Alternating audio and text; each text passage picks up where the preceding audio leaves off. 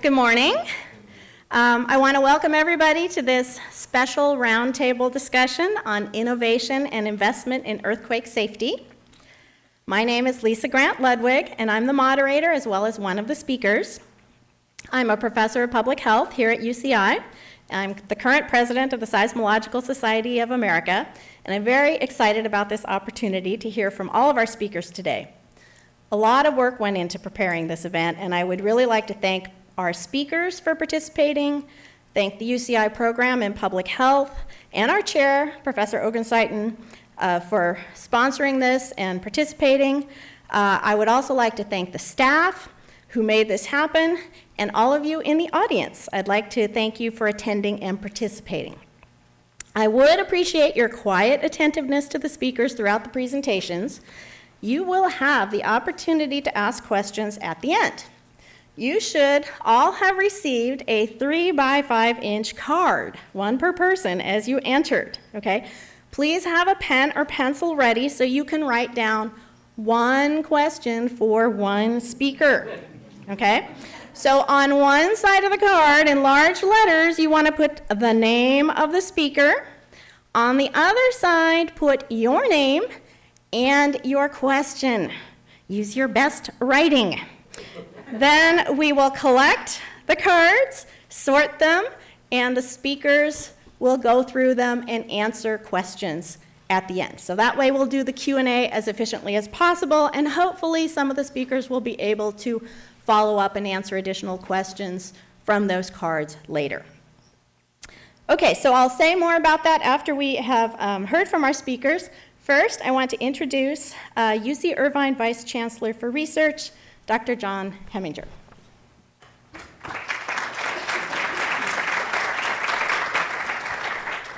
Thank you very much, Lisa. It's a great privilege to be here today. First of all, with respect to the questions, the first thing I should tell you is that you should not put my name on any of the cards because I couldn't answer any of the questions, okay? I appreciate your understanding of that. So I'm not a seismologist or a geoscientist. I'm a chemist. And I must admit, after living in Southern California for 36 years, it's hard to not know the names and respect the names of all of the visitors here today. It's just a stunning opportunity to hear from people that really understand the implications for seismology on our community. I get the privilege to introduce a special guest today. Congressman Rohrabacher is the representative from the 48th Congressional District, which many of you know stretches along the Orange County coastline from Seal Beach down now all the way to Aliso Viejo. And he's in his 13th term as congressman from California. He's vice chairman of the House Committee on Science, Space, and Technology, and he also serves on as a member of the Space and Environment subcommittees.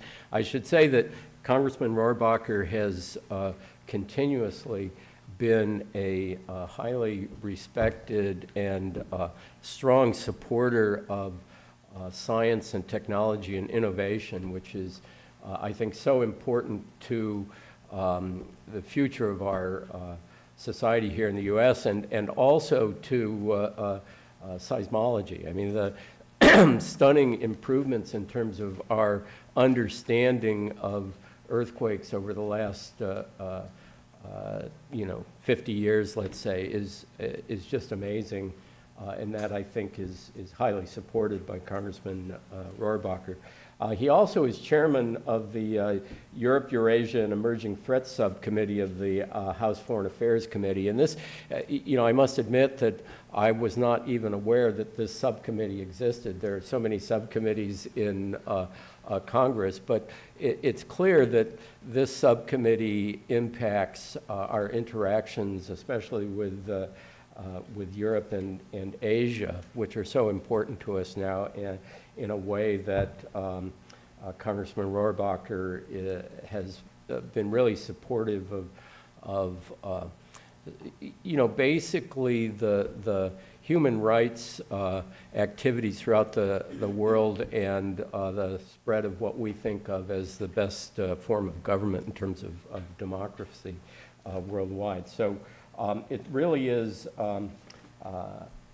a pleasure to welcome Congressman Rohrabacher here today, and I think we're going to start off with the Congressman making some remarks. So, Congressman Rohrabacher, it's great to have you here today. Yeah, I think the idea is that the speakers should come to the microphone. Is that right? Okay, great.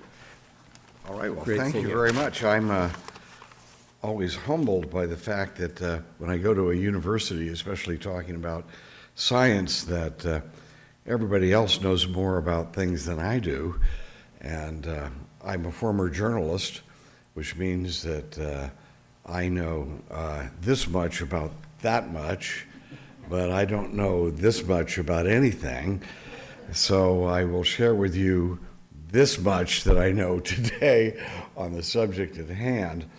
I actually, first thing you're aware of when you get on the science committee and you have incredible witnesses before you, realize that there are four major elements in the universe: electrons and protons and neutrons and morons.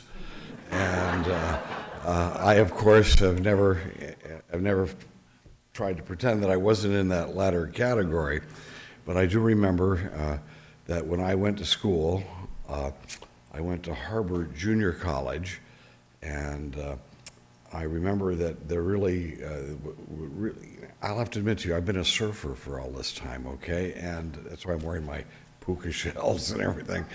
And I didn't dress up today and all that. So, but in those days, it wasn't the science kids that really were got all the girls, and it was the surfers who ended up with the girls. So I sort of gravitated in that direction. And there were these four guys, and they were really the great surfers, and they all went on and won trophies and things. And they were in my biology class, and they ended up going surfing down in Baja, and they knew there was a midterm exam, and they got down to Baja. They thought they were just going to surf for a day and come back, but it was epic. It was unbelievable waves that day. So they decided they were going to spend a couple extra days, and they knew that the professor, old Professor Johnson, he was such a nice man that he would give them a makeup exam if they had a proper excuse. So they decided that what they'd tell the professor is that they were down in Baja surfing, because everybody knew they were going to do that, but on the way back up, as they were driving through the desert, one of their tires went flat, and they didn't have a spare tire. So they were there for 2 days waiting for someone to actually help them out with their spare tire, because the tire went flat.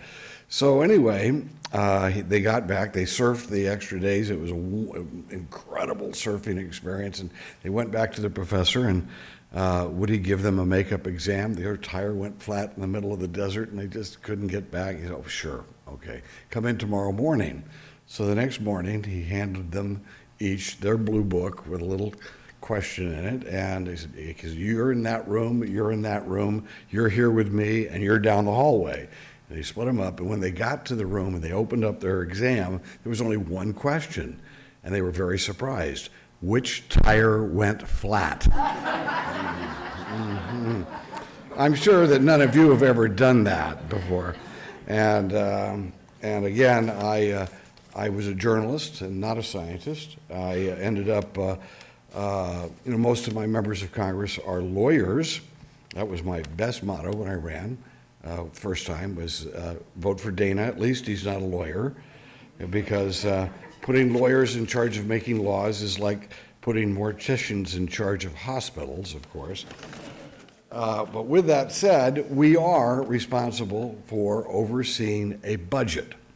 And as you probably are aware, or may not be aware, we spent last year $500 billion more than we took in, which means that unless we change our ways in some way, that within a few years, the currency will implode and everything you own will mean nothing. So this is an imperative that we spend our money wisely. And I believe that science offers us an alternative of how to, number one, minimize loss and maximize the production of wealth. And those are two things that really have kept me very interested in science, because those are the things that will help us in this financial crisis, but at the same time, it indicates there's human progress going on. In this case, and I won't go through all the examples, so you know that it's the production of wealth without having scientific minds at play, that the production of wealth would be so minuscule that we could not sustain the type of lifestyle or even the population that we now have on this planet and even in this country. So with that said, I have spent a lot of time in the Science Committee. It was my first choice, and I focused on trying to minimize loss, because people can go out and there's all sorts of profit making, but minimizing loss, especially if it's catastrophic loss. And you'd be surprised at how people are not concerned about catastrophic loss because they take it for granted that it's not going to happen. And thus they move on. And if all catastrophic loss was taken for granted and ignored, we would experience every one of the potential catastrophic losses, because eventually it would catch up to us. One of the things I've been deeply involved in is, of course, trying to get people focused on the idea that someday a near-Earth object might hit the Earth that would kill millions of people, or even worse. And you'd be surprised how many people don't even want to put that on anybody's agenda.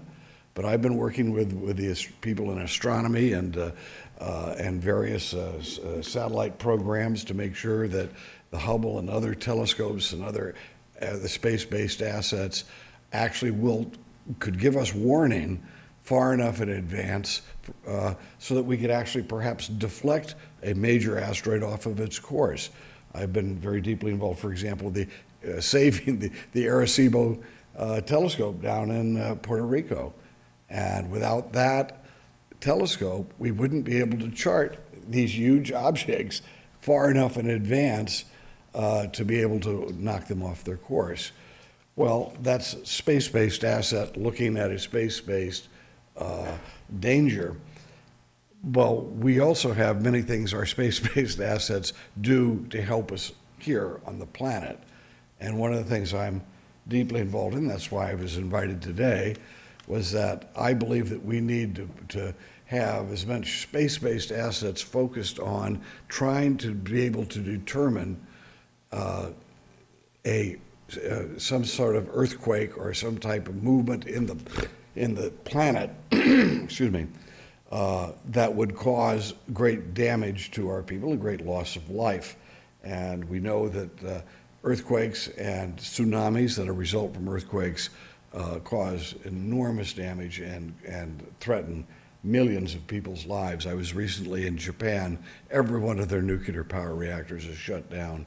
They're not using their air conditioning in their buildings. There has been a huge decrease in the standard of living of that country in terms of comfort of the level of their people because of an earthquake and a resulting tsunami. I believe that we have ways of trying to make those determinations. We've just reauthorized a bill that I'm the co-sponsor of that bill, along with my colleague from Oregon, and Ben Amici, and that's for $27 million for basically preparedness and detection of tsunamis and earthquakes. And then we also have a bill that's on the way through that I'm working with and supportive of, which is $120 million for the national basically hazard reduction program, earthquake and hazard reduction program. So this actually is not a huge amount of money. We're talking about under $150 million.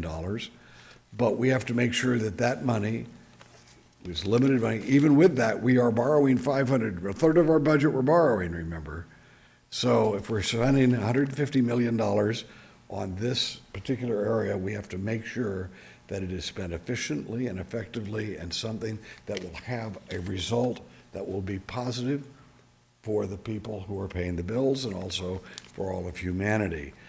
That's my goal. And one last thing, and as a Californian, it's always been part of my consciousness that we could have tomorrow, this afternoon, that major earthquake that causes hundreds of thousands of people to lose their lives or changes or puts us all in a desperate situation. So just like that asteroid that may be headed to the Earth that we don't know about, that's 100 years out, we need to make sure that we study these dangers and try to do what we can to put ourselves to mitigate the danger if possible. So that's my job. I appreciate, I've been in Congress 26 years, and I appreciate the opportunity of trying to do some good things, and science and this type of research are one of the good things that I've been trying to back up. So thank you all very much.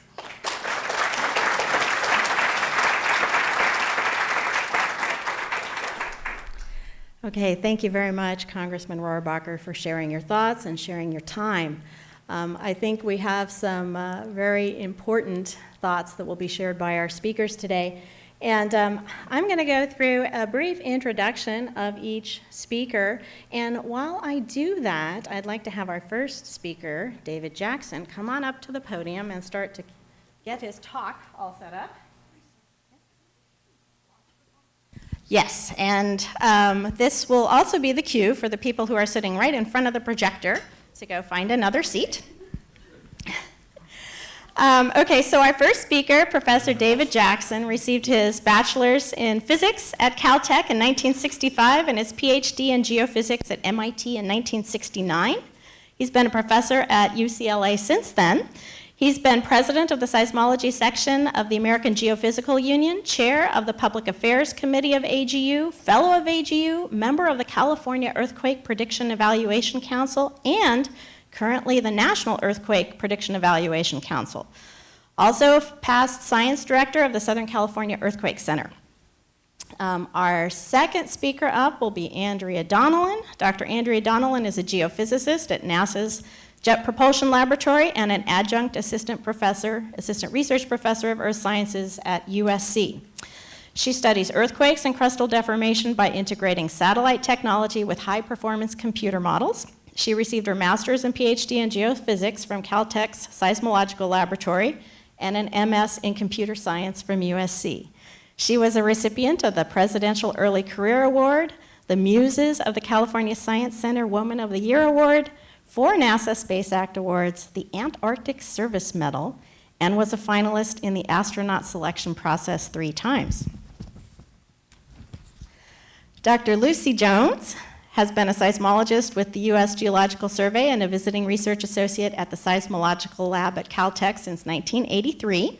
She currently serves as science advisor for risk reduction in the natural hazards mission of the USGS, leading long-term science planning for natural hazards research, and the SAFER project, Science Application for Risk Reduction, to apply USGS science to reduce risk in communities across the nation.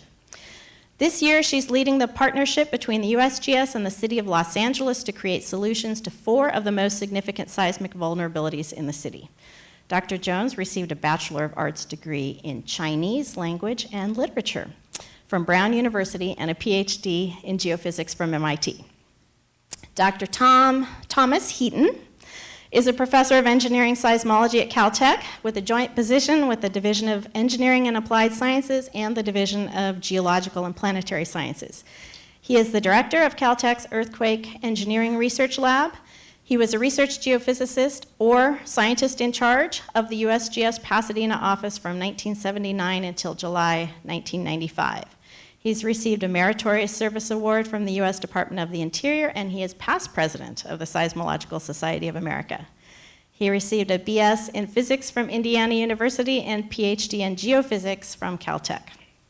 Mr. Paul Conway is a principal at CoreFirst, LLC, based in Portland, Oregon. He's a former co-owner of Fasteners for Retail, Inc., a family business with $45 million in sales and 125 employees. After that, he was development director for Our Family Services, a Tucson-based social services agency, and a teacher and soccer coach in Tucson schools. He holds a Bachelor of Arts degree in International Studies from Allegheny College, and he is especially interested in seismically vulnerable schools in the Pacific Northwest. Okay, now we'll hear from our first speaker, David Jackson. Well, thank you, everyone. I'd like to tell you about a very exciting project, which I think is one of the most constructive approaches to understanding and dealing with earthquake hazards, and why it is deserving of federal, state, and private funds. When I tell people that I'm a professor of seismology, you can probably guess what's the first question they ask me. Lisa, what question do they ask you? Is it going to be on the final? Good guess. Like me, she's a professor. And answer is, there's not going to be a final exam at any scheduled date for this meeting. Your knowledge may be called into question at some time later, and whether you pass or fail, you will determine, not us. Second question, actually the first question that people ask at a cocktail party, is can earthquakes be predicted? And the question itself is so simple that it can't be answered simply. And I prefer to discuss it with a little bit more detail. And it helps to think of some definitions. What do you mean by earthquake prediction? And is there another way to phrase it? Well, earthquake prediction means stating the location, the time, and the magnitude ranges. I mean, range could be a city or between latitude 32 and 33. Time, 2014, sometime the next decade, next century, and so forth. Bigger than 6, something like that, with enough confidence that it's worth doing something about. And it should be a temporary protective measure. If you just say you think earthquakes are going to happen, of course they are. Earthquake forecast is something a little bit less exciting at first, but much more constructive. That's an estimate of the probability that an earthquake may occur as a function of location, time, and magnitude, and that means everywhere within some subject area like California. And with enough precision that you can make rational decisions about what you'll do in the future.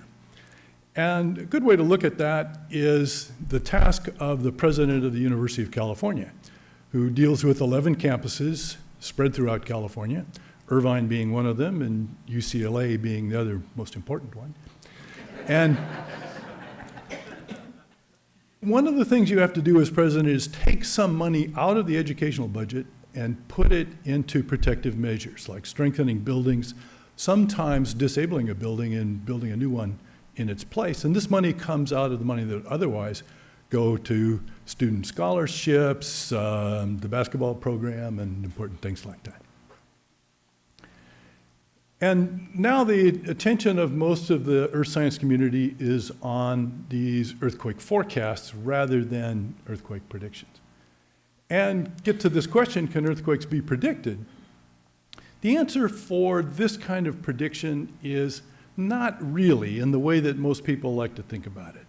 There are some special cases. If there has been a very large earthquake, we know that aftershocks are going to follow.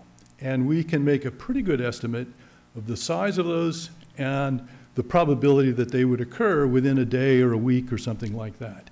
And the fact that they're going to happen is really important. And people need to be aware of that. And they need to take some protective measures, and they need to be able to take those protective measures just after a big earthquake. So that requires a little bit of thinking beyond, is there likely to be a magnitude 6 in my lifetime?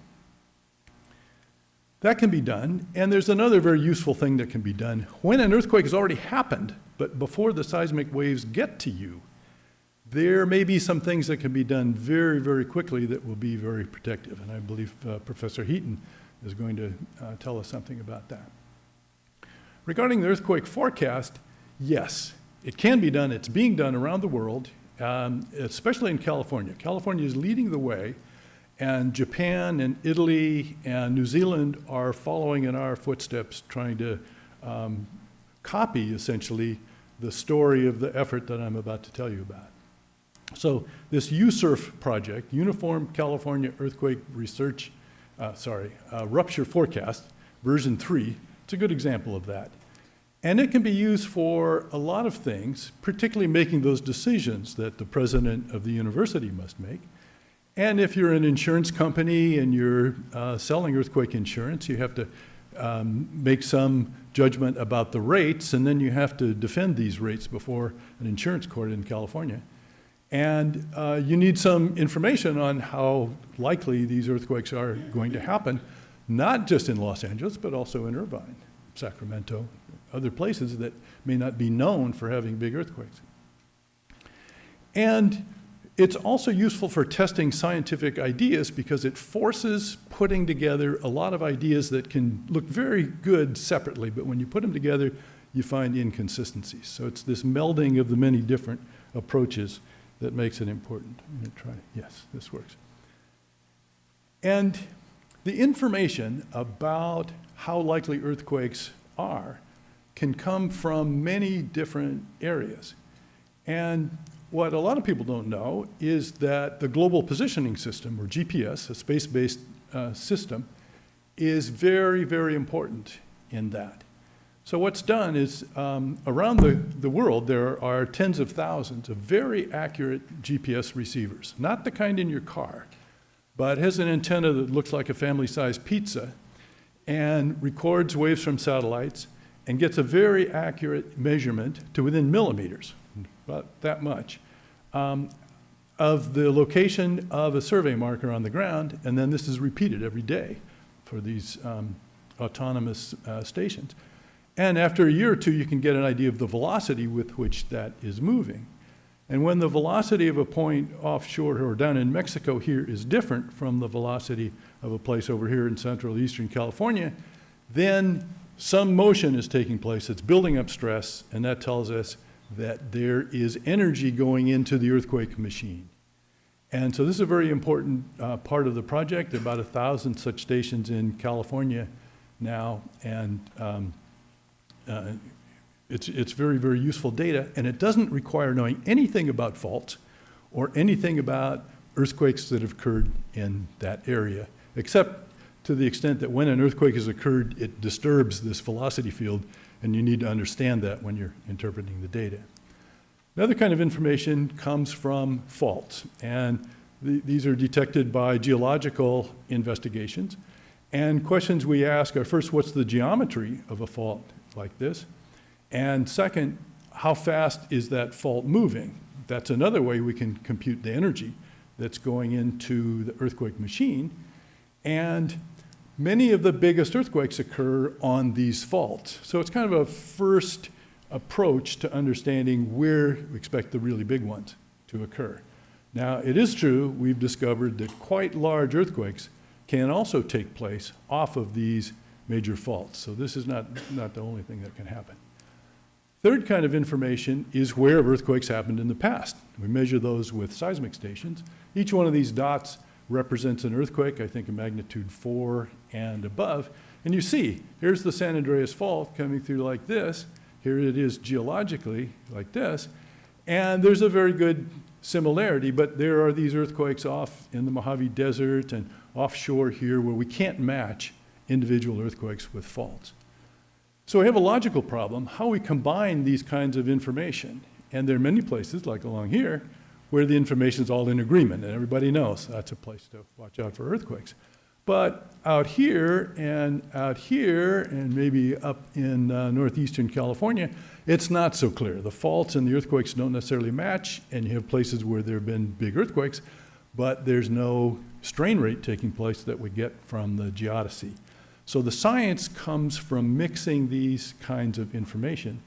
We use some physics, understanding how much the ground moves in an earthquake of a given size.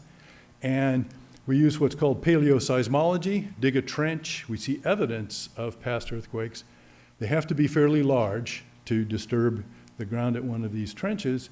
And we get an idea then of the size of the earthquake and when it occurred. Sometimes we can take an earthquake that's several hundred years past and estimate its date to within a few decades. Very, very helpful information for knowing the rate of earthquakes on faults like this. And the product is a map of earthquake probability. Red means high probability, blue means relatively low probability, and it's important to know the low probability areas as much as it is to know the high probability areas. There are some facilities you want to build where they're not likely to be shaken by earthquakes. Now, this project has a long history, not long in terms of geological time, but in 1988, there was a pioneer report that looked only at the San Andreas, the San Jacinto Fault, and the Calaveras, and a few of the household name faults. I don't know if these are names in your household, but in ours they are. So you say Calaveras Fault, we know what you mean. And it basically only studied major faults, didn't look at earthquakes off of faults.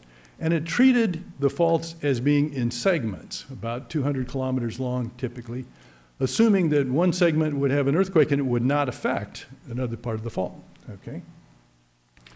And then in 1995, we started doing aerial studies where we looked at earthquake rates over larger areas, but still had segments in them. And in 2007, we did one all of California that combined all those ingredients that I talked about. There were problems in that model. It still had this segmentation idea, and the idea of segmentation, there are some stop signs along the San Andreas and other faults that stop propagation. We know now that that's not true, certainly not always true, and maybe not even generally true, but there might be some cases where it works a little bit.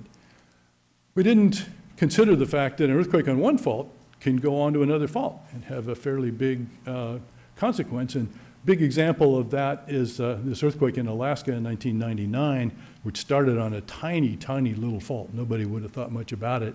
But then it got onto the Denali Fault and turned into a magnitude 8-ish earthquake. Then another thing about it that's very important is we know now that these aftershocks occur, and sometimes aftershocks are bigger than the main shocks. I'm going to skip ahead. One of the important things about this project is consensus. And consensus is important because people like the president of the University of California are going to have to make some decisions, and they're going to have to say, I'm making these for a good reason. I'm not just, licking my finger and holding it up and feeling the wind. And there were several dozen meetings to talk not only with different aspects of the scientific community, but the users group, how they're going to deal with the products of this. I'm going to skip that one. It's a scientific project, and in every scientific project, there are decisions that have to be made, estimates of things like the rate of slip on a particular fault, and there may be different versions of that. In the 2007 model, there were 480 such choices that had to be made in order to get to some estimate. And in making these choices, that's where we discuss the inconsistencies in the data and prioritize what are going to be the most important problems to work on. I'm going to skip that one. Here's some improvements that were made from 2007. A lot of new faults went into the model that hadn't been in there before. Changed a lot of the data, reevaluated things. We put in these ruptures that go from one fault to another. So here's why this is important. This consensus gives authority to the insurance companies, to the decision makers, to you. So you want to know what's the most important thing to do about your house? How dangerous is it? This report provides a good start to that. It's the beginning of a chain of processes that help decision making. What's the probability of an earthquake? Then for each earthquake, what's the ground shaking likely to happen from that? and how frequently that would happen at a particular place. If that shaking takes place, what's it going to do to this building? And if this building is subject to shaking like that, how much is it going to cost? And how many people are likely to die in a strong earthquake in this building?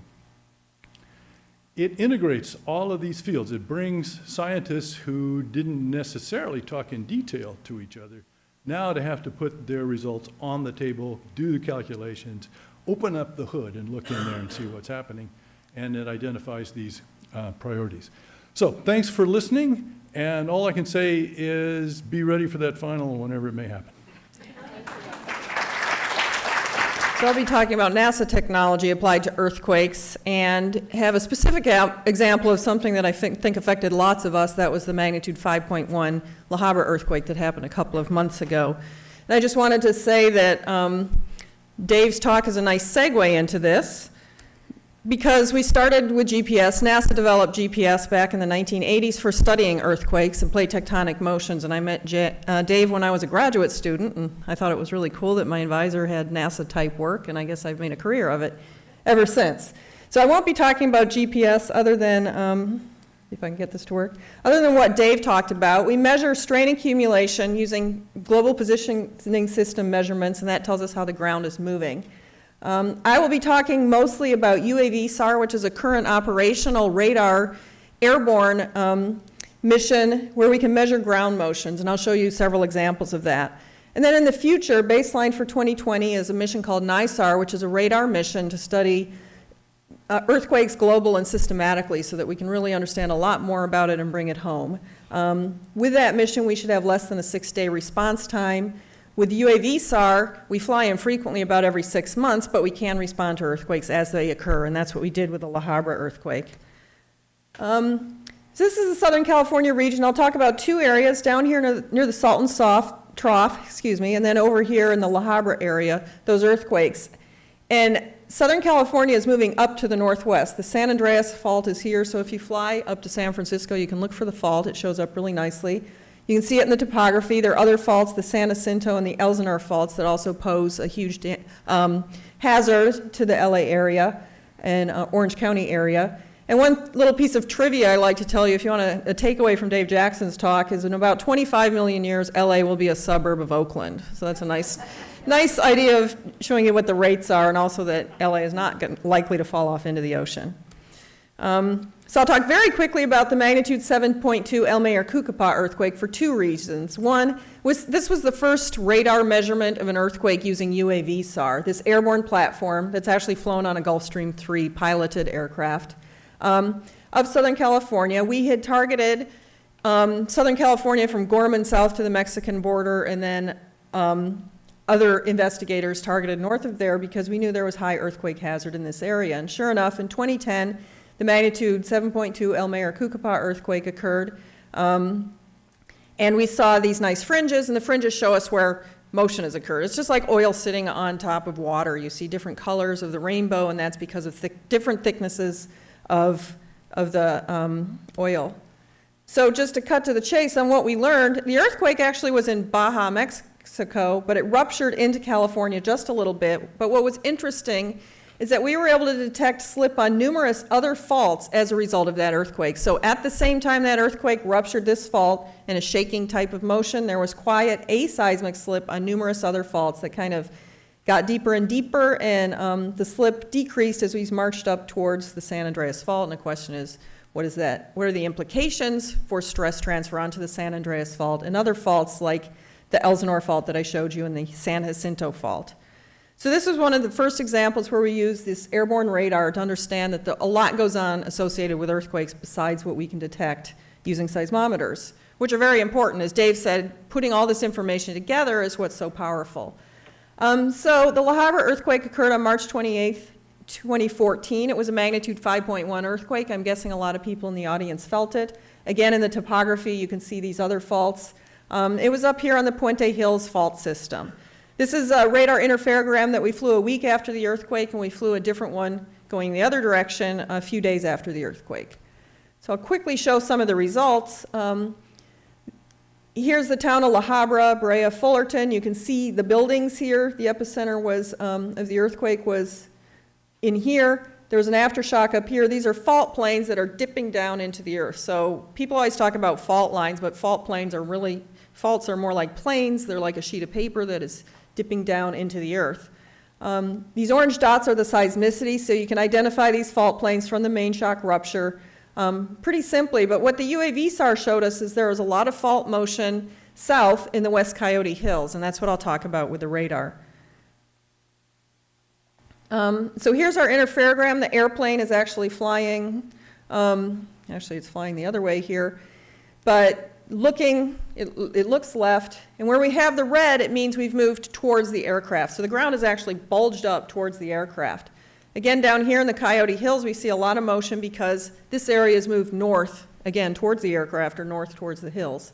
Where we see this motion, there's not actually any seismicity, but we saw a substantial amount of motion. If we look at the other interferogram looking north, again, where there's color change is where something interesting has happened. So again, we have uplift over the main shock because it was a big thrust fault and the ground moved up. But down here, we're now flying on the south side of this looking north, this ground area moved away, and that's because we had motion on this very shallow dipping fault. So this low angle, shallow fault pushed the hills up towards the north, quietly, aseismically.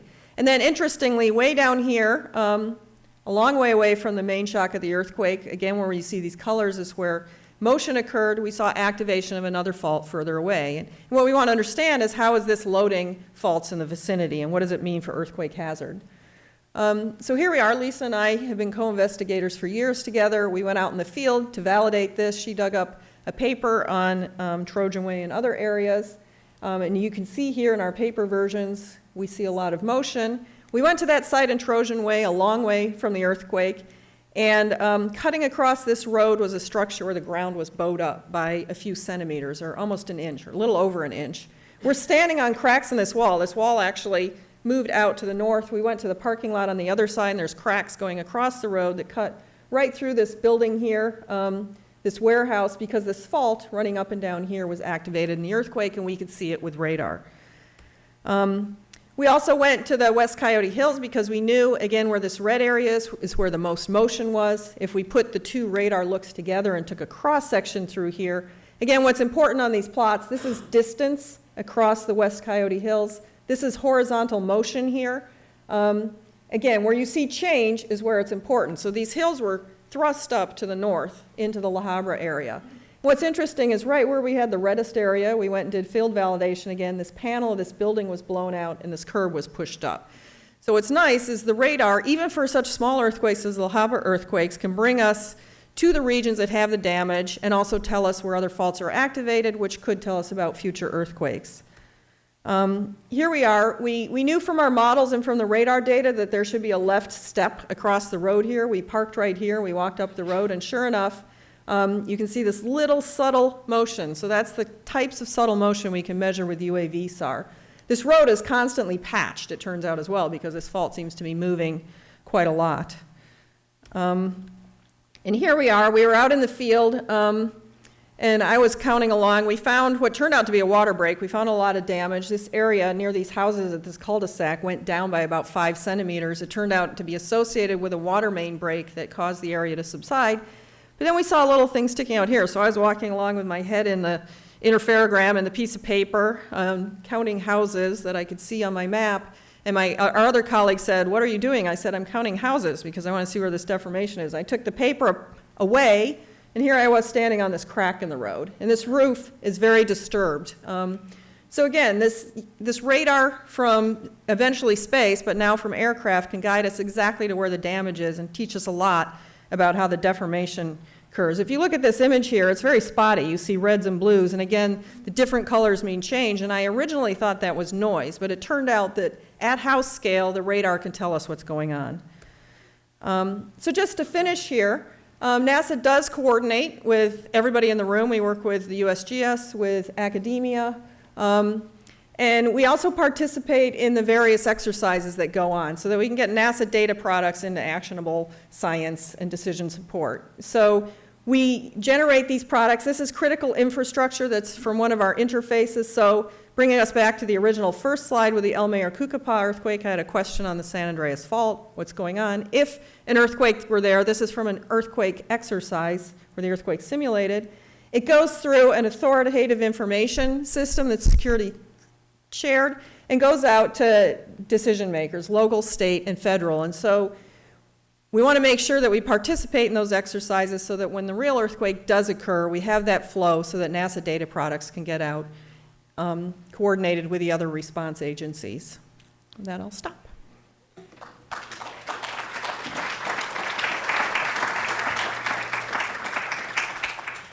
Okay, thanks, Andrea. We are right on time, and we are ready for Dr. Lucy Jones, who's up next.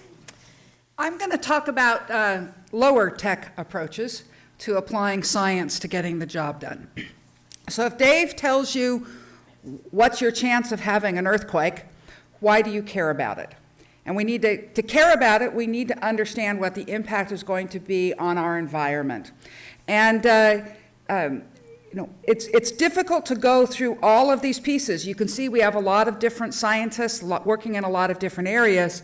And so what I've been looking at is how do we integrate across all of the different disciplines to create products that are going to support decision making. And as Lisa said at the beginning, and you can see here, I actually am wearing 2 hats this year. I am an employee of the U.S. Geological Survey, a federal agency. We have entered a technical agreement with the city of Los Angeles this year for me to spend 3/4 of my time working in the mayor's office and with his staff to develop a plan for seismic safety for the city of Los Angeles, trying to take the results of science that's been done over the last decade to not only understand what the problems are, but start supporting the use of science and making a decision to change that. Start by reminding you that those of us here in California need to remember that compared to the rest of the nation, our seismic risk takes the cake. There's a tendency in some places of California to say, well, I'm not as bad as San Fernando Valley, right? We're all bad, we all need to live with it. Okay. And we want to live here, so we need to learn how to live with this risk, right? I want to start out by pointing out that although we tend to think of earthquakes as a risk to our lives, relatively speaking, we're pretty safe in earthquakes. More Americans die from being hit by lightning than die in earthquakes. Okay? It's a little difficult to assess what the total risk is because it changes with time. The earthquakes don't happen real often. How good are our buildings really? Because we haven't actually tested them through the bad earthquakes. But trying to get through that, we know that the chance of dying in an earthquake is low. Okay? It's not about dying, even though that's what our emotional thing tells us to do. What it is about is money. You should really be afraid of the earthquake bankrupting you. Now, to try and understand this, we put together something we called the shakeout scenario, and my animation didn't survive the transfer from a Macintosh. In this scenario, this is an effort that a lot of people participated in. We tried to get the very best earth science, the best engineering, the best social science, to going from what are the faults to what does this mean to me? Right? So we tried to integrate across all of these different sciences and come up with a real picture of what the economic and social impacts would be of the big earthquakes. We chose a big San Andreas earthquake because that is the most likely one in the model. There's lots of other possibilities. There's lots of worse possibilities, but this is one that happens so often, it makes sense for everybody to be dealing with it. And again, I don't have time to go through all the details of this. I can do an hour-long talk just on the shakeout scenario. The bottom line is that 1 in every 16 buildings of Southern California will be damaged as much to lose at least 10% of their value. 1 in 60 people will not have a home. And we have 1,800 deaths, which is not insignificant, but given that this earthquake only happens once every 150 years, you are far more likely to die on the freeway in California. Right? But the freeway doesn't give us hundreds of billions of dollars in losses. right? We only damage our cars on the freeway and our lives. In the earthquake, we damage a lot of different things. And as we look at that picture, and we did this study, completed it in 2008, and since then we've been expanding the look of what happens on the economic side of things, right? We need to have an economic engine that keeps on going, right? And that's really what becomes imperiled as we get to the biggest earthquakes. Look at our urban societies. They are extremely complex systems. What we are trying to achieve is a resilience that means this society is still functioning after the earthquake. I don't know how many of you know the way the building code works in California, or in the whole country. We say that if you choose to build a building that's so weak that it is a complete financial loss after the earthquake, that is your financial choice to make as long as you don't kill people. That the appropriate role of government is making sure you don't kill people. And we have done a very good job of that. Right now, buildings built to the modern code, very few of them are likely to be killing people. Not that there couldn't be things that we aren't including correctly, but in general, we've done a pretty good job. The problem is that because we have said this, you can still make it as weak as you want. We are in a society where we have developers that build to sell. If they build stronger than the minimum, than the complete financial loss, they lose their money. They don't get a penny back for building a stronger building. So the only people that build stronger buildings are ones who are building to own. If you go to Caltech or you go to USC, they know they are building, they have an investment. Neither institution builds to code. They build well above code because it isn't worth it financially. But to a developer who's going to sell it, he can't build it any stronger. And we are therefore building in a society that is really at risk. The risk is different than it was in the past. This is what Los Angeles looked like the last time we had a big San Andreas earthquake. Okay? There were about 4,000 people, 2 died. Apparently everybody ran screaming into the streets, and there was apparently mass prayer going on in the streets of LA. We are going to be seeing a different situation now. Right? We are reaching the point where 5/6 of Americans live in cities, and that number is growing. So keeping that urban environment going has become the new earthquake issue, and it's not one that we had in 1906 or in 1857. That said, 1906 did destroy the economy of San Francisco. Probably something like about 4,000 people died in that event. The economy of San Francisco did not reach the place that it had been in 1905 until World War II really got those engines going again. And even now, let's look. San Francisco, 700,000 people. Los Angeles is 4 million. The largest growth decade in the history of Los Angeles is the decade after 1906, when people abandoned San Francisco and came south. So that's really what we are worried about, is can we keep the 23 million people of Southern California at work when we have this earthquake? Well, what is it that we need to do it? When you build a city, the first thing you do is you put in infrastructure. You put in water pipes.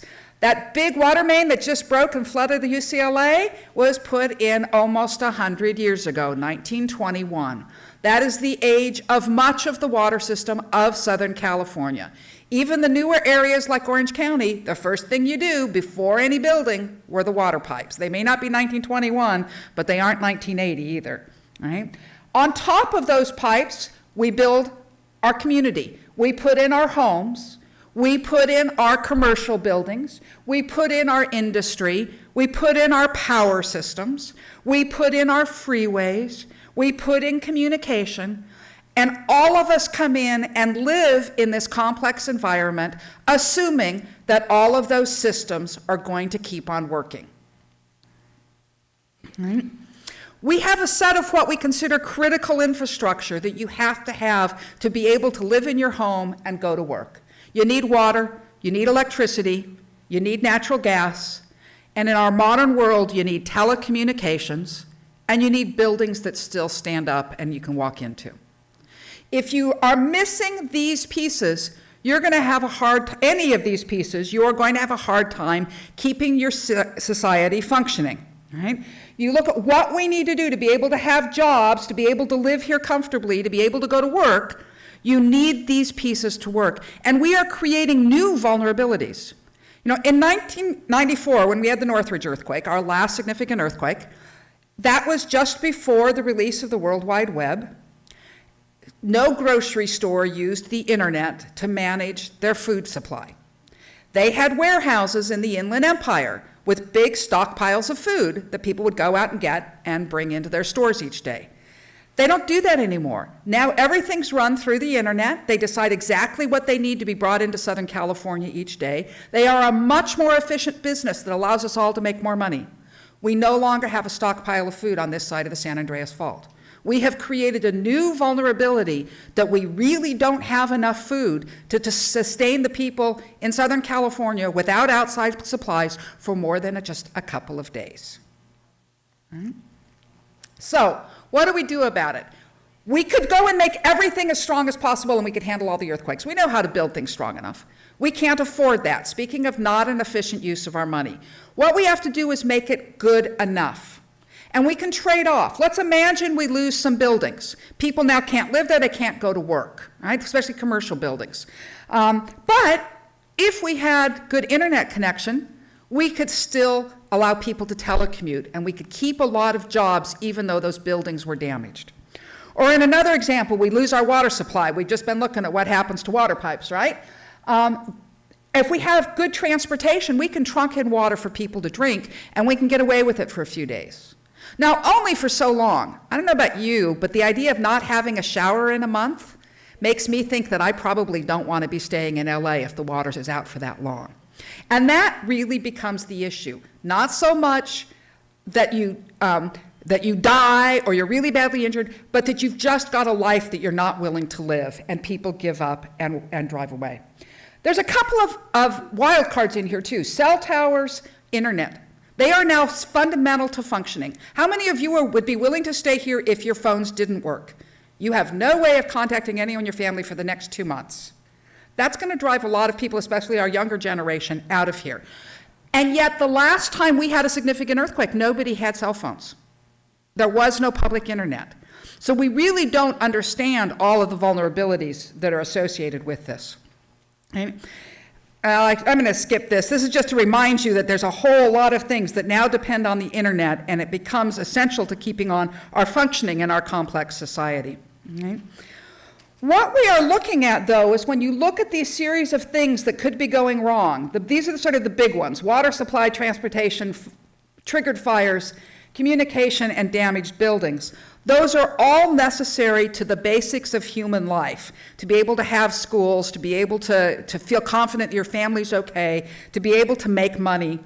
And this is where we really run the risk of losing people from our society and losing fundamentally what our economy is.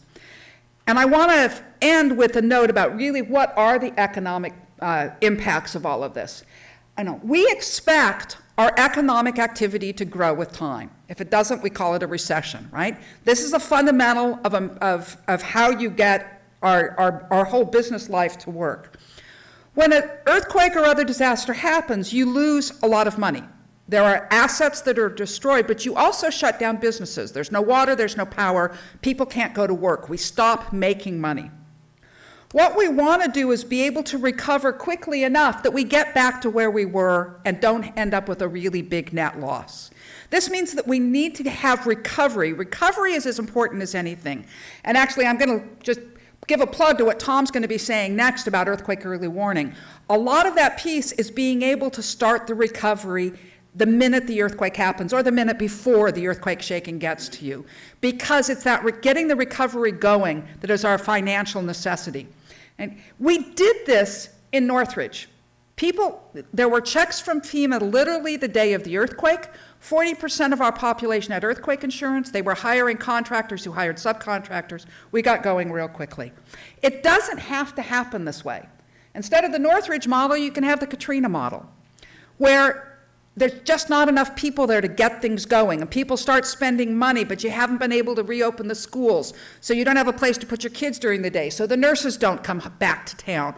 So you can't reopen the hospitals. So you don't have medical support. So people with old parents don't come back. And the whole thing compounds and the system falls apart.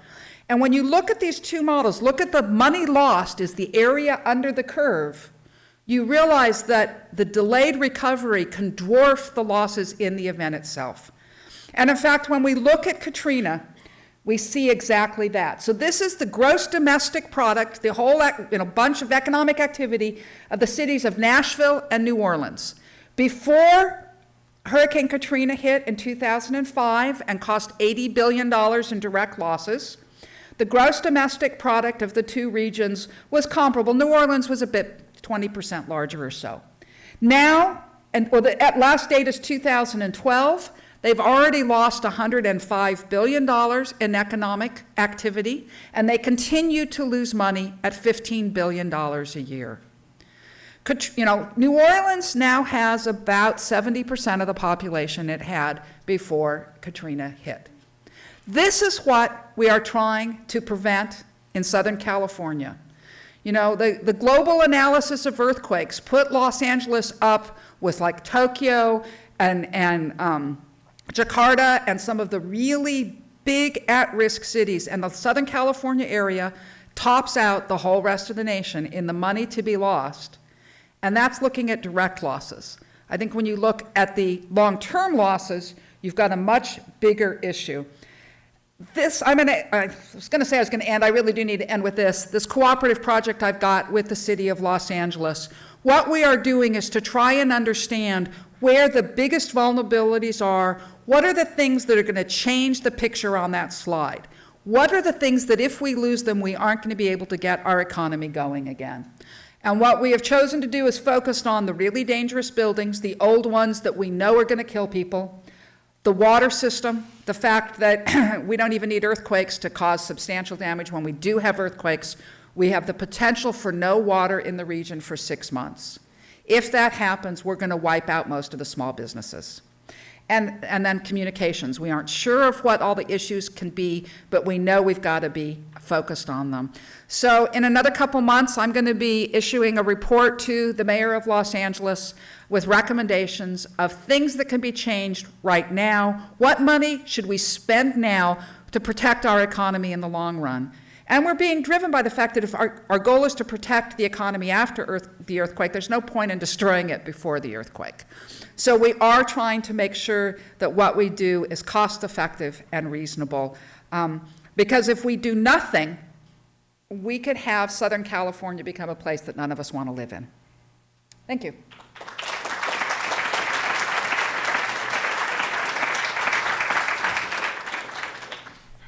Okay, thank you for that sobering talk. Now, Professor Heaton is going to give us some more interesting things to think about. Thank you, Lisa. Of course, I noticed you introduced everybody but yourself this morning, and this is Dr. Lisa Grant Ludwig. Also, I've known her for many years. She was a Caltech graduate student, and it always impressed me what a nice, attractive young woman she was. And then I discovered what a tough scientist she is. And Lisa is well known in our community as somebody who really sweats the details and is very interested in getting things right. And she's a fantastic scientist. So today I'd like to talk about a system that we've been working on called the California Integrated Seismic Network ShakeAlert system. And this is a collaboration of many different groups. In fact, California Integrated Seismic Network is a group of the different organizations that operate the key seismic networks in California. This includes the U.S. Geological Survey, UC Berkeley, Caltech. Also involved with us is the the California Geological Survey? Yeah, I didn't. California Office of Emergency Services, Believe it or not, ETH in Zurich, Switzerland is involved with us. The Southern California Earthquake Center and the Gordon and Betty Moore Foundation has been incredibly important in this effort. Let me hit the right button. So we've already heard that recovery is important, and I picked this up from Japan. The Japanese have had so many earthquakes, and they call them attacks, and it really is an attack. Responding to an earthquake attack is similar to other attacks on our society. We see them in weather, we see them in terrorist attacks, wars, and the like. The question is, they come on with warning, they hit us hard, and in order to respond to the attack, we have to have information that what it is we're supposed to do during this situation. Earthquakes are a little different than the weather in that the earthquake attack comes on very quickly. It takes only seconds for the shaking to emanate out across Southern California, and it can take tens of minutes for a tsunami to play out. But one of the questions is there something we can do with the system in those seconds? And things have to be automated in order to do things quickly.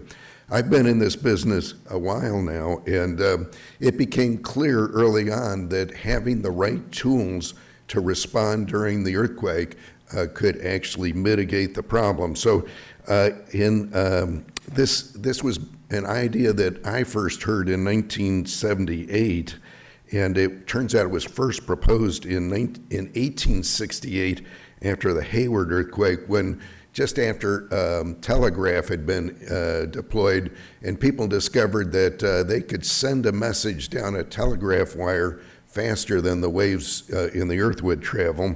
And there was a suggestion that San Francisco could have been warned prior to the waves actually arriving. Of course, nobody did anything about it for a long time. I got interested in the problem, and I thought, well, in modern communications, maybe there's something we could do. I wrote a paper in 1985 in Science magazine, and it said, if you have a network and you send out to everyone what's going on as it's happening, those other places may get some information before the shaking about how strong the shaking would be, and some actions could be taken, like get in the safest place, take the elevators to the closest floor. So, whoa, what happened here?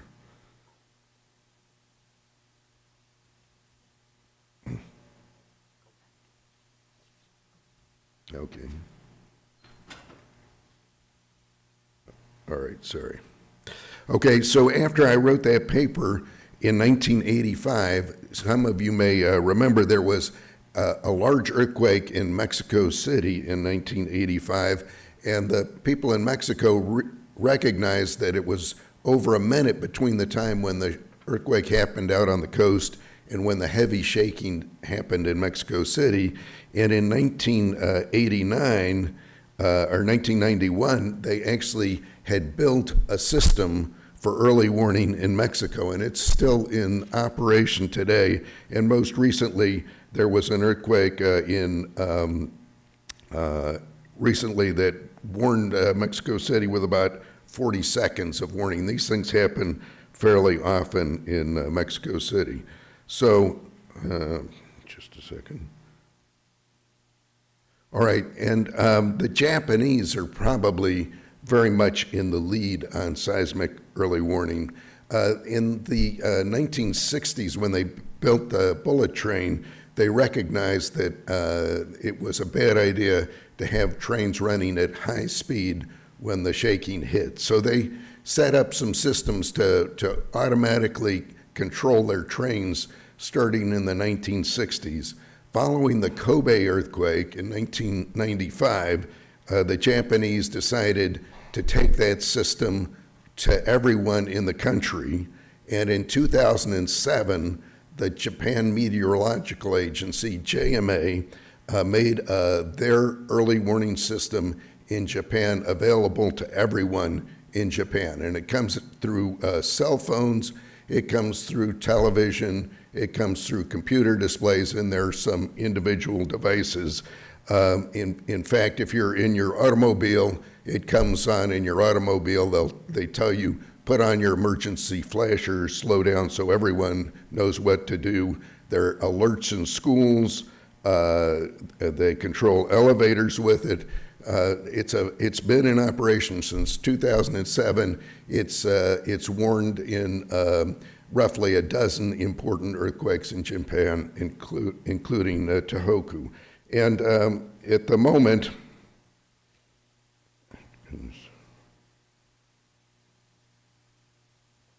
all right, at the moment they did a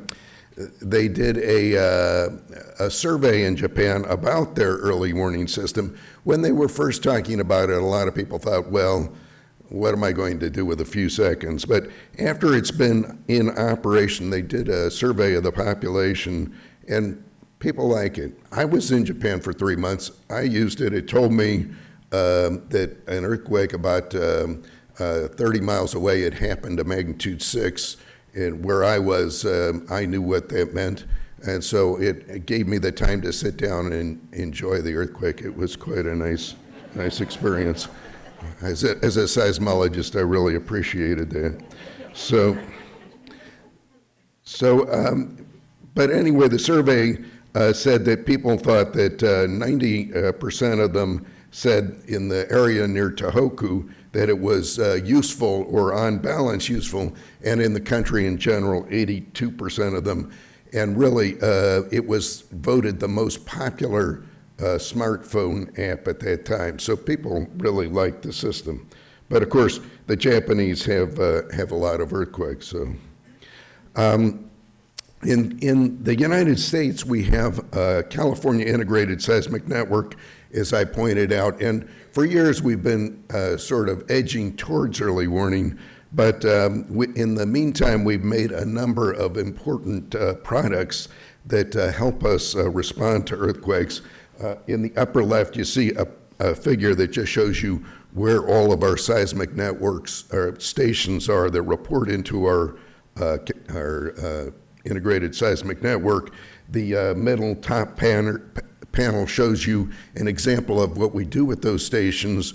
Within about 5 minutes after an earthquake now, we make a map that shows you how intense the shaking has been in different areas. This goes out to television, it goes out to emergency responders so that people have some idea of where the most intensely shaken areas are and how to respond.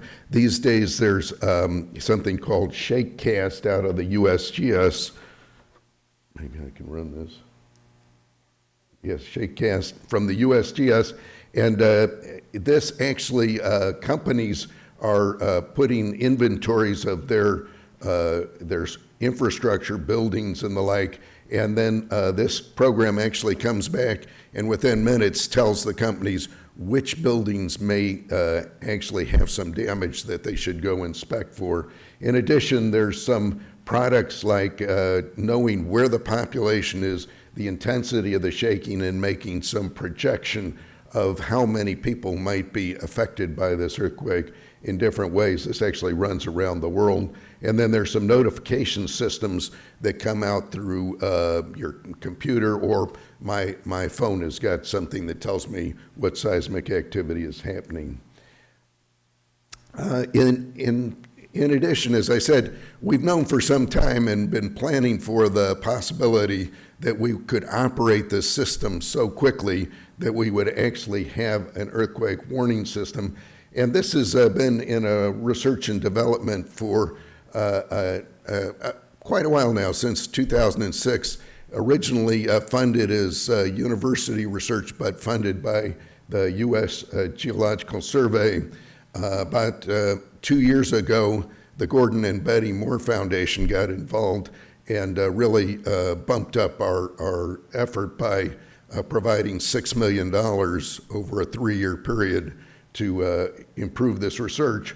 And so now we have a demonstration system that's been alive and working since January 2012. It says in here that in 2014, I think that's this year, we're going to have a production prototype, and we are working hard on that, but I wonder if that'll slip to 2015, I'm not sure. And then some question marks, limited regional rollout of a system, and in some time in a full operation. And I'll talk a little bit more about that. So at the moment, our system looks like this. We've got a number of different detection algorithms. Actually, these are different university groups that are here. ELARMS was developed at UC Berkeley. Virtual Seismologist was originally developed at Caltech with one of my graduate students who went off to ETH in Switzerland. There's the Switzerland link there. And we continue to develop this.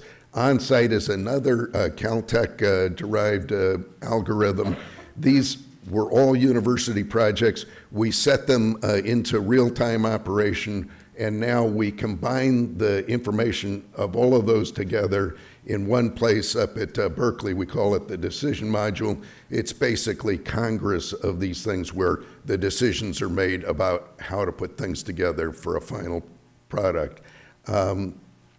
In addition, there's some new products that are coming in here that actually map the rupture in real time as it's occurring, Finder and GLARMS, and together they send out from Berkeley a stream of where we think the epicenters are, what time it happened, what's the magnitude of the earthquake, and now we send out what does the fault rupture itself actually look like and how much slip is on it. And as a result, we get, here would be Earthquake, light, shaking, expected in 39 seconds. this is a simulation, yes. This is an earthquake starting on the San Andreas. You're at Berkeley here. Earthquake, strong shaking, expected in 23 seconds. Notice it's getting stronger because we're mapping where the rupture is going. Strong shaking, expected in earthquake, very strong shaking, expected in The yellow line is the P wave that you don't feel. The red line is the destructive one, and it's shaky now.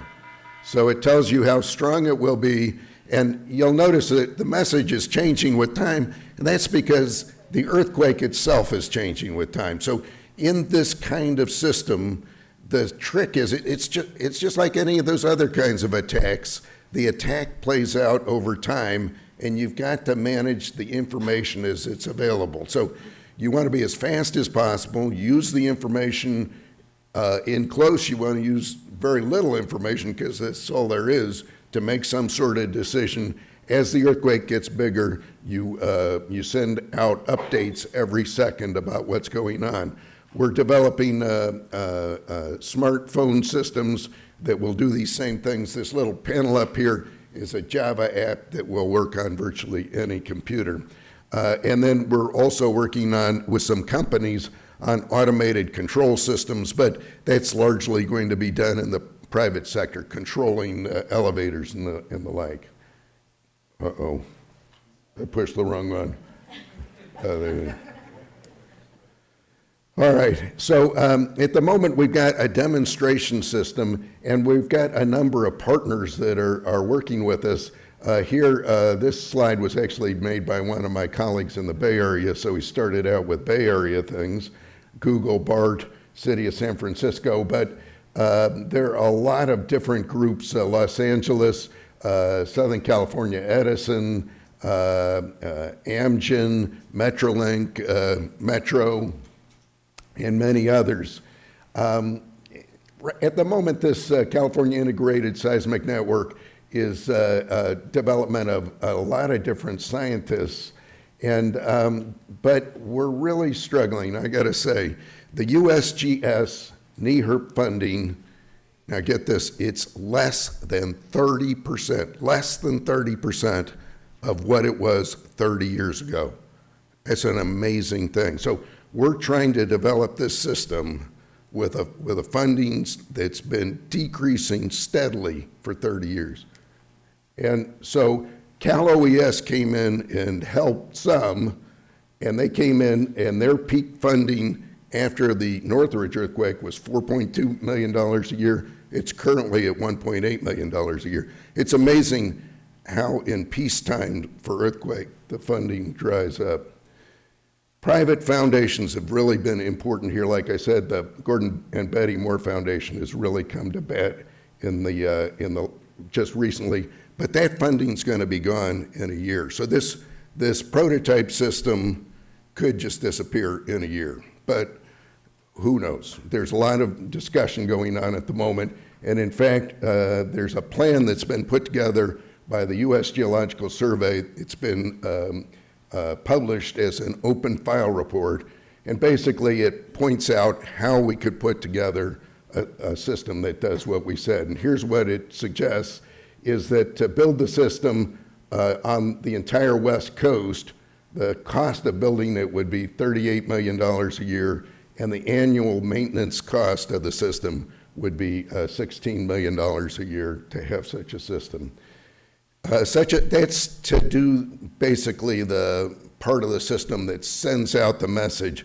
The part of the system that has to do with what people do with the message, really that's all of us. And it involves utilities, it involves trains, it involves elevators, schools, and the like. All that stuff has to be done by private sector. I mean, there's no way that universities and the government are going to do all that kind of work. So this kind of system will have to be some sort of public-private cooperative. And it currently is, by the way. In case you didn't know it, unlike UCI, Caltech is a private organization. So my concluding remarks are that we've had a 30-year dream of some sort of advanced seismic information system, some sort of early warning. It's now a reality in that at least I get warning, but it's a reality in Japan, Mexico, Turkey, Taiwan, but in California, it's a demonstration system, and it's got to stay that way as long as it's run by Caltech. Caltech, as a university, cannot be in the business of operating an emergency management system for the state of California. That's not our task. Our task is to educate people like Lisa Ludwig Grant here. So we're in an amazing period of creativity and productivity in terms of developing the technology behind these systems. And we are so thankful to the Moore Foundation for picking this thing up. And there's a real opportunity at the moment to complete the vision and make the system. We've got a plan. We just need to do it. Thank you.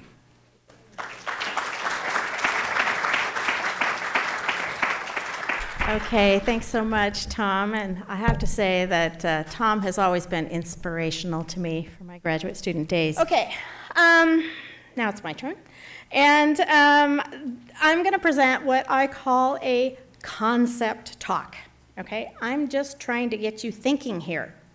Thinking about earthquakes, thinking about choices, thinking about your safety, and safety of your loved ones. Okay, now I know these auditorium chairs are very comfy, cozy, and we have no windows. So if you're starting to doze off, I want to make sure you get the main points. Okay, first, I'm going to use Professor Heaton's analogy and terminology to describe earthquakes as attacks, okay? An earthquake is an attack that's a threat to public health, okay? But unlike terrorists, we cannot stop earthquakes, okay? But we do have some control, okay? We can make choices, and those choices determine the outcome of the earthquake, okay? Now, to protect ourselves, we need to make informed choices. Most of us don't have the right information or expertise to choose wisely. Okay, so I want to show you an example of science-based, informed decision-making to reduce risk. And next time you go out to eat, you're going to get a chance to try it for yourself. I think we can, and in my opinion should, develop and implement a similar system for buildings. Okay, so we're going to start here.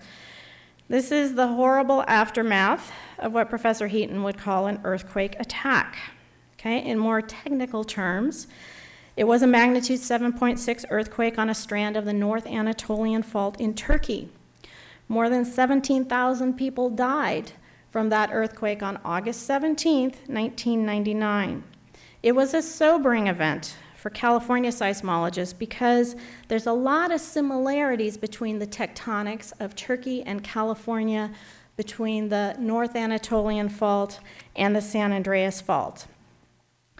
The question is, when we have our big one, will we have the same terrible outcome? Okay, we can't prevent the earthquakes, but we can choose how to respond. Every day, each one of us makes choices, and those choices determine how the earthquake attack will affect us and our families. Okay, so let's think about those choices a little bit. I assume that nobody in this auditorium wants to die in an earthquake.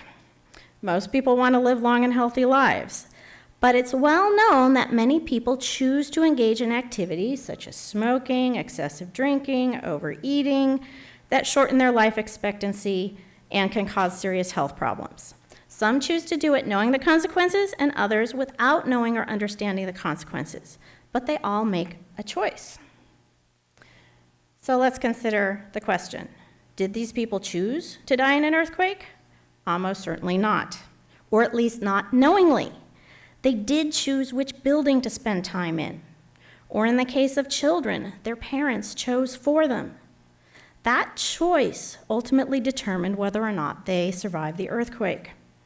Now think about where you spend your time. Where will you be when the big one strikes? If you're in a building, how will it perform? Unless you're a structural engineer, and we have several of those in the audience, you probably don't know the answer to that question. If you had a choice, would you choose to live and work in an earthquake-safe building? Would you choose to pay more for an apartment that won't collapse on your sleeping children? You probably would, if you could, if you had the right information to let you make an informed decision. Now, I'm the mother of teenagers, one of which is a relatively new driver. So I have to make a lot of decisions about what level of risk is acceptable in daily life. Now, here's a question that I faced just this last Friday night. Should I let my teens go to their favorite Friday night hangout just a few days after it was recently closed by the health department for serious food safety violation, and following a string of minor violations? I've covered up the name of the restaurant there with a picture of their menu items. If my teens had gotten sick, I would have been taking care of them over the weekend instead of preparing for this presentation. Okay, I'm not going to tell you what I chose, but the point is that I had a choice because all the restaurants in Orange County are routinely inspected for food safety, and the results are posted on site as well as on the web. I had the information I needed to make an informed decision. But what about the earthquake safety of the building? What if the big one had hit while they were out hanging with their friends? Would I have seen them again? Would they have been injured? I'm not a structural engineer, and I don't know the answer to that question, but I want to find out. Orange County isn't the only county that inspects restaurants for food safety. Many counties have a similar program. Los Angeles uses a letter rating or grade that is prominently posted near the door. You can quickly and easily choose whether or not you will eat at a restaurant with an A or B rating. If a restaurant gets a C, it's closed, so you can't eat there until the violations are fixed and the restaurant is reopened. If you've ever had food poisoning, and if you have a choice of restaurants, most people would choose to dine at an establishment with an A rating. Wouldn't it be nice if we could make the same choice about the earthquake safety of the building that houses the restaurant? For example, these buildings performed very well in the last big one. That was the 1906 San Francisco earthquake. Now, that barn might not meet the health code for restaurants, but it did not collapse in the big earthquake. None of these buildings look fancy, but I would give them all an A. How about this one? Fortunately, it was not occupied during the 1994 Northridge earthquake. Would you rent an office here? Would you shop here, even if they were having a blowout sale? Probably not, if you could make an informed decision. Now, I'm not the first person to suggest that we need a building rating system for the expected earthquake performance of buildings. The Structural Engineers Association of Northern California has started working on this problem of rating buildings. And here you see a rating system that they first proposed in 2011. It has 3 components which are informally described as the 3 Ds, death, dollars, and downtime, but they formally describe as safety, repair cost, and time to regain function. Now, the occupants of a building will be most interested in safety, avoiding death and injury. The owners of the building, as well as the lenders and insurers, will be very interested in repair cost and time to regain function, or the dollars and the downtime part.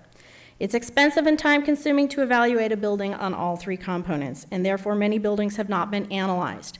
Engineers, including many of my colleagues here at UC Irvine, are working on developing a rapid and less expensive evaluation method. As a professor of public health, as well as a mom and a resident of earthquake country, I think we need to put more emphasis on developing a system that is focused on safety, informs the public, and is straightforward to implement. This is not going to happen overnight or without effort. The restaurant food safety inspection system in Orange County is a successful example. Even it could be made better. Here's an example from the recent Orange County grand jury recommending that we change from the all orange placards to the green, yellow, and red, self-explanatory, color-coded signs. Serious violations would be posted with a red sign until corrected. Wouldn't it be helpful to have a similar earthquake safety posting sign indicating collapse risk for a building? Okay. I've been focusing a lot on buildings, but that isn't the whole story. Earthquakes are a national problem, not just in California, but some areas have a worse earthquake problem, like we do. Buildings that are unsafe in California might be fine in Iowa, or as our Japanese friends learned, earthquake-safe buildings are not necessarily safe if they're located in a tsunami zone. I think we need to develop a relatively simple seismic safety building rating system. Following the food safety analogy, it would have 3 key ingredients: the type of building, the geology under the building, and the seismic hazard at the site. Using the example from Turkey, we can see that all of these buildings experience the same seismic hazard. The mosque and one of the apartment buildings perform very well. I would give them a green pass. Some of the buildings remain standing. They met that life safety. They didn't collapse, but they were destroyed, a total financial loss. I would give them a conditional pass. The piles of rubble were closed by the earthquake. It's too late to warn the occupants. How many such buildings exist in the US? We don't have very many in California, but we may elsewhere. How many of them will be closed by earthquakes? Can we develop and implement a user-friendly building rating system? It wouldn't be easy or painless. We would find out bad news about some buildings. Some people avoid going to the doctor because they don't want to be told that they should do something unpleasant. If you've ever had a mammogram or a prostate check, a colonoscopy, or even a cholesterol check, you probably know what I'm talking about. But if you know what I'm talking about, that means you did it anyway. There's hope. I think we can do this. So I hope I got you thinking about innovative ways to become earthquake safe, because earthquake attacks are going to happen. We can't stop earthquakes. It's up to you to make choices that will determine the outcome. To protect ourselves, we need to make informed choices. Think about it whenever you go out to eat.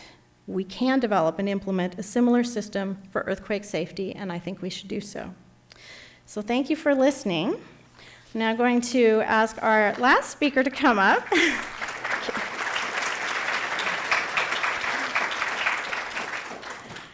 Paul Conway. He's going to be presenting another concept talk about an interesting but still untested idea for a different approach to dealing with unsafe buildings in a place like the Pacific Northwest, if and when we get a reliable earthquake early warning system in place. Thank you, Dr. Grant Ludwig. Thanks for inviting me. Thanks to all the other guests who spoke. Fascinating talks. Our title here, Drop, Cover, and Hold On, or Move to Safety. When my partner Ben Kaiser approached me about the idea of a new business, he brought me to a building he was working on. He was doing a seismic upgrade. He's done several. This one was particularly complicated. It was private school building, obviously with children there every day, great risk. So he showed me the massive concrete footers, what a roof diaphragm was, and how these steel profiles connect them together. Very complicated process. And he said, with all this money, which almost bankrupted the school, he thought there's got to be a better way. I have a Mac. What do I do? Just hit that? There we go. Okay. So I'm going to show the difference of what our approach is, the CoreFirst upgrade versus a standard upgrade. The standard upgrade you see above, the diaphragms I spoke about, the roof and the different floors, those have to be secured. Typically it would be with plywood, specific nailing patterns, and then those are tied in to the lateral stability features along with these massive steel profiles that I talked about, the drag struts. Finally, actually the second phase is the facade support, so that if someone's near an exit during an earthquake, they can exit safely without the facade falling on them. The CoreFirst upgrade, we start with occupiable lateral support features as opposed to, oh, and I failed to mention one thing. We promote this in the Pacific Northwest where there are a lot of unreinforced masonry buildings. Our approach, we're not certain it would be good in other forms of earthquakes. We were advised by Dr. Grant Ludwig about that. But we want, my partner's daughter goes to a school that's at risk, and something like 300,000 students go to school every day in the Pacific Northwest in unreinforced masonry buildings, which have determined at risk or at great risk for collapse in a massive earthquake, and I'm talking about 8.0 or up. That would come from the Cascade, most likely from the Cascadia subduction zone, which is off the coast of the Pacific Northwest. From that subduction zone, there might be the type of earthquake that recently hit in Japan. And so not only would there be earthquake risk, but there would also be tsunami risk. Okay, so phase one, the occupiable spaces and the facade support. That's CoreFirst. Over time, as funds become available, we still suggest the full seismic upgrade be completed. But in that first phase, which can be done over the course of a summer, you would have safety in conjunction with earthquake early warning systems. Now we're trying to negotiate with a company to install an earthquake early warning system which would go with CoreFirst. A lot of testing needs to be done to prove that CoreFirst is a possibility, but we have great hope. So CoreFirst represents an innovation in seismic safety. CoreFirst sanctuaries double as a lateral stability feature. Redundancy of emergency management. What do I mean there? Well, within those CoreFirst sanctuaries, we have an independent sprinkler system, other fire safety equipment, first aid, satellite phones, whatever we feel will be, independent sprinkler systems. Anyway, redundancy of emergency management and safety. The CoreFirst system costs 25% of a full seismic upgrade. So at 25% of the cost over the course of a summer, a school can have a certain amount of safety for their students. Research. We are also talking to Dr. Lisa Grant Ludwig about possibly looking for a grant and doing a shake table test at UCI to see a number of things. Number one, how the CoreFirst sanctuaries will function. They're actually built sturdier than a full seismically upgraded building according to the engineering firm we're working with in the Pacific Northwest. We want to look, it would be a cross-discipline study the psychology of movement, how do people react during an earthquake, and things of that nature. So we're investigating the prospects of providing safety for people in URM buildings in the Pacific Northwest. Again, that's our focus. We're out of Portland, Oregon. Leading to an alternative approach to earthquake hazard mitigation that we're hopeful that can bring a lot more children in Oregon and beyond, especially Oregon, Washington, and possibly British Columbia, Canada, safety in URM school buildings. Thank you.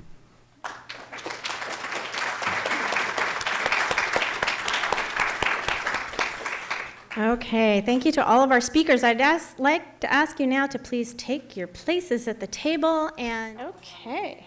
Yeah, sure. Let's have Lucy start. Okay. Okay, this is from Mark Legg. If owners are more likely to build safer buildings, can we persuade the true owners, i.e. the mortgage lenders, to be more proactive in hazard mitigation through better construction? This is actually a key issue. When you look at the building issue, Lisa picked up and really talked about the concepts behind a rating system. As part of my initiative with the city, we are looking at a rating system for the city. We are talking very much about doing it voluntary to start because it's very difficult to get this sort of thing in. There's going to be a lot of objection to it. And one of the things I've discovered as we get into this, there is a system right now in which a lender tries to understand the risk in a commercial building, and it's called probable maximum loss, PMLs. And you get an engineer to give you this evaluation, and it turns out if you have more than 20% of the value of the building in your PML, you're going to get a much higher rate.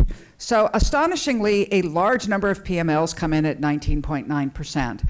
And it's pretty well accepted that the system's broken at this point. It isn't serving the function it was intended to for a mortgage lender to understand what the risk is to its money. And so the ideas behind a building rating system also provide it. The one that's being looked at by the structural engineers of Northern California and now in Southern California as well does involve peer review of the plans. So people would be certified to do a rating of a building, but then that rating would be peer reviewed. So it does provide a bit of a process to get away from the subjectiveness of the assessment. I think the true key, a success of a voluntary system will come when the mortgage lender starts saying, I want to have that information. So we've got to somehow get to this, and I think that the fundamental concept that we are making decisions, and you can say what is a bad building. That's one of the things in our rather litigious society people tend to avoid, saying this is a bad building, I'm going to get sued if I say that. But to be able to come up with standards, the health department does not get sued for doing a safety rating. We need to have some process that allows that to happen. And I think the real driver will be from the decision makers. There's also the tenants. Do you want to have a place to go back to work afterwards? And it actually, depending on what your business is, that might not matter. If you're a student, say at UCI, the big earthquake knocks out your apartment and you go home to mom, I'm willing to take that risk, and especially when it gives me $100 a month off my rent. If you are a big insurance company, you probably want to have a place to get your employees back to work and doing your business after the big earthquake. And so I think the idea that we provide the information to allow choices to be made is a really big part of it. Okay, thank you, Lucy. I'm going to quickly go next because I have a very simple question. It's actually a comment from my colleague, Professor Farzin Zarayan, who's a structural engineer here at UC Irvine. And he reminds me to make sure to mention that building rating systems are still the subject of research and are not ready to be used in public. So that one that I presented from CNOC 2011, that they're in the concept stages too, but my point is that, this is starting to take shape. We're starting to think about how to do this. And right now they're working on that problem. Okay, who wants to go next? Okay, I'll say Andrea first, Andrea Donnellan first, because she was first in the speaking. Now? There we go. Okay, I don't know who this is from, but it says, regarding the UAV SAR system, was there any correlation of previous scans that identified Brea area as a potential area for an earthquake? The short answer is from UAV SAR, no, mostly because it's such a new technology, and the motions preceding an earthquake are generally so subtle that we didn't see anything with UAV SAR. I think Dave could probably answer from USURF that that's the Puente Hills thrust fault system is a recognized hazard, and from spaceborne radar there was some uplift, long-term uplift that is correlated with that area, but it could also be associated with oil as well as water. Okay, thank you. All right, Tom, do you want to go next, since you had raised your hand? Yeah, I have I think your mic's not on.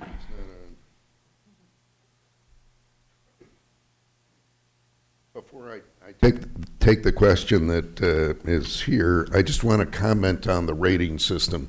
This is incredibly important idea. We've not had it in California, and it's a game changer.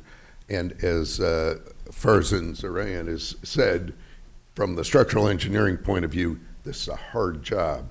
So it's an important job, but we haven't been focused on it in the past. And currently the NEHRP program, the federal program for earthquake research, as I indicated, has really been struggling in the United States. And we need help from the federal government to actually figure out how to do this rating system. It takes real research to understand this building is better than that building. All right, the question that I want to take that came here is how, it says, how rich are the alerts and how specific do the alerts need to be in the earthquake alerting system? And of course, the answer to that is it depends on what you want to do with the alerts.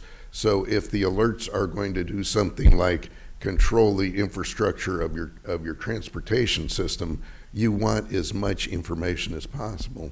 If it's in the classroom of a school, you just want the kids to know when to get in the protected part of the classroom. So the alert system will have many different kinds of functions, and the important thing is to have a system that is flexible enough that it meets the many different kinds of needs.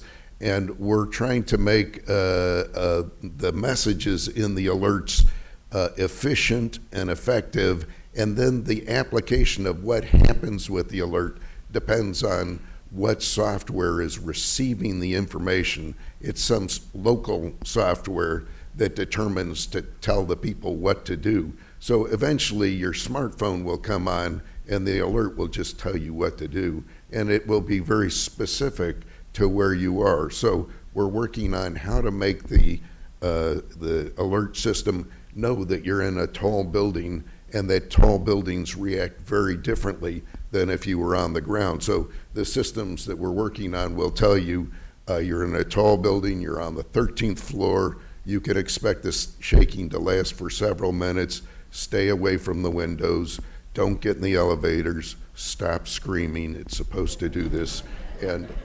And so if you think about how the system will actually play out, it will be have many different aspects depending on the situation. Okay, thank you. Okay, who wants to go next? Dave Jackson. I have a question from Marnie Magda. How do I get copies of your overheads and the 2013 MAP USURF report? With a forecast, I assume I can look at for the San Onofre area, where Southern California Edison plans to leave 1,632 tons of spent nuclear fuel until 2048. It's a very good question. It's a complicated question. Regarding copies of my slides and so forth, I'm happy to provide them, and maybe Lisa can comment on whether it's likely that all the slides from this meeting can be put on the web and people can get them. We don't have any plans to do that.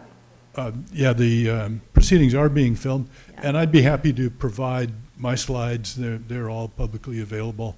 So if you email me and I'm pretty easy to find. David Jackson at UCLA, so I'd be happy to provide those. Regarding San Onofre and the question of a particular target, in this case nuclear fuel, the reason that question is complicated is that it really, the answer depends not only on probabilities of earthquakes and the existence of faults and geological studies there, but what shaking would be the result of such earthquakes at the particular site. And each location has different ground conditions that strongly affect the amount of shaking that would occur. And for critical sites like that, the damage would come normally not from the kind of shaking that would cause damage to, say, an unreinforced masonry building, but very strong shaking from a very, very close earthquake, which would depend on the exact location of the faults and the exact location of where the material is stored. I'm not an expert on San Onofre. I can tell you that San Onofre is in an area where earthquakes can certainly be expected. There are faults nearby, and there, because it's on the coast, there are also possible tsunami dangers. But I think there is a lot of material prepared by experts who really have studied that particular site. And I'd be glad to help people try to find that more detailed information if you email me. It would help a lot if you're interested in that. Tell me what you already know, because I don't want to spend time telling you about sources you've already read, but I can help find more specific information about it. Okay. Thank you. Oh yeah, I should point out that the USERF report, the 2013 publication, has been published in the Bulletin of the Seismological Society of America. Isn't it I think it's in press there. It Is it yeah, it can be downloaded. I did last night. And it's been used to create the National Seismic Hazards Maps, which include the shaking information, and that's now online. Right. So you can find a site, I think, right at San Onofre and find some shaking information from that report. Okay, we're getting close to our time limit. So Congressman Rohrabacher, would you answer a question? It says here how much money did the federal government give to these systems, and basically we've been spending, well, for example, a bill we just authorized in the Science Committee, the tsunami bill, which I'm a co-author of, is a $27 million expenditure per year, and but there is also, of course, your national earthquake hazard reduction program, which is about $120 million a year, which is currently up for reauthorization as well. So we're talking about $140 million expenditure every year from the federal government. I think the secret of all of this is trying to find ways in which new resources can be brought to play, because as I mentioned earlier, we are spending of that $140 million, or $150 million, right in that area, that we're borrowing a third of that. So we're borrowing $50 million a year from someone else in order to pay for that. So we're going to have to deal with that deficit, and I know everybody has their pet programs which they want to finance. Other people have their pet programs which they feel, well, we can cut. But what we've got to do is be very serious about it, because there are serious consequences to your lives, especially young people's lives, if we keep piling debt on your generation. For example, we might go into try to get, and I'm not sure how much money insurance companies are paying in research now. I'm not sure how much private sector money is going into research. And I guess a secret might be of how we can approach this is trying to indicate to those people in the private sector who are most affected that they will get some sort of credit for the money that they put into direct research and fundamental research into things like earthquakes. And one comment on the San Onofre question. San Onofre is like most nuclear systems in our country, in fact, all of them, a light water reactor system that's about 60 to 70 years old technology. And unfortunately, all of them are vulnerable to where they store the leftover nuclear waste. We are now, and we have been capable for the last 10 to 20 years of building a new generation of nuclear power electric generator systems that do not have nuclear waste problems, because the old light water reactors that we're talking about only utilize about 3% of the radioactivity that's given to them in their fuel. 3%. The rest becomes waste that you have to store, and is a threat to public safety. We need to proceed, and one of the things I am deeply involved in the science committee is trying to produce a new generation of nuclear power, which we are capable of doing, that will burn the waste like 97 to 98% of the radiation. You have almost nothing left over. And in fact, if we use these high temperature gas cool reactors, which is one alternative, we'd actually use the waste at San Onofre, and it would be used up, and we wouldn't have to store it forever. You could actually utilize it as your source of energy. So we need to proceed along that line very quickly as well. And I might add that there again is another $100 million expenditure that we're utilizing, the federal government spending money for, that we have to prioritize where that spending comes from and where it's going.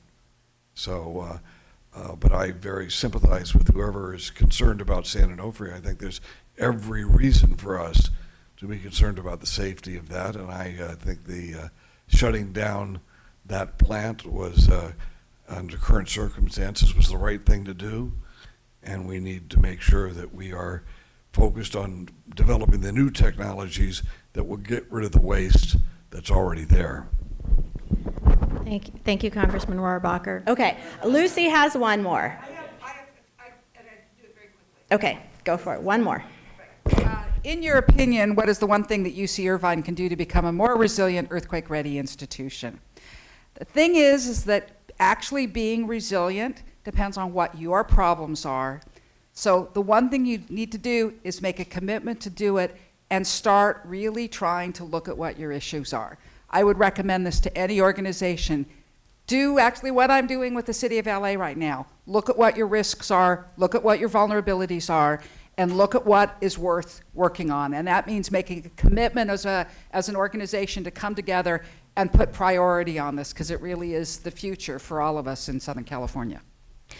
Okay, thank you. And with that, let's thank all of our speakers.